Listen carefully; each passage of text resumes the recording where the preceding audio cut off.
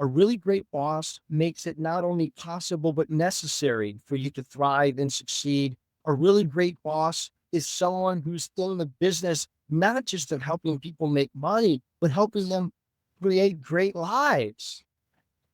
Yes. To create great lives. That's a corporation that's grounded like in authenticity. It's yes, profits are important. If you're not profitable, you're not going to be able to stay in business and you're not viable. But profits are the end of the corporation, not the goal. It's the people's lives, the quality that people's lives are. Those are the real stakeholders, not just the shareholders. Now, here's where we get into the role of authenticity of the individual, and what are the conditions that invite that to allow that to become present or call? Because it seems to me that I hear the call. It seems to be really in the sociality part of things, right? Of I would imagine. Well, I'll put it like this: it's like Warner. You'll probably do the story. Warner Earhart, the guy who started Aston, the Human Potential Movement, all that.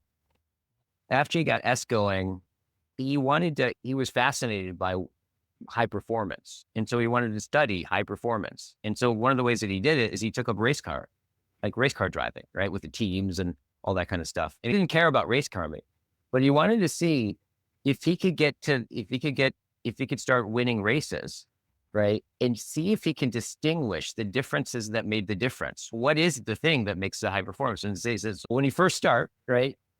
You get out on the track and you realize that there's the front of the pack, there's the middle of the pack, and there's the back of the pack. That it always works that way. And then he's like, the first part is like you get your coordination down, and there's lots of skills and drills and repetition and that kind of thing.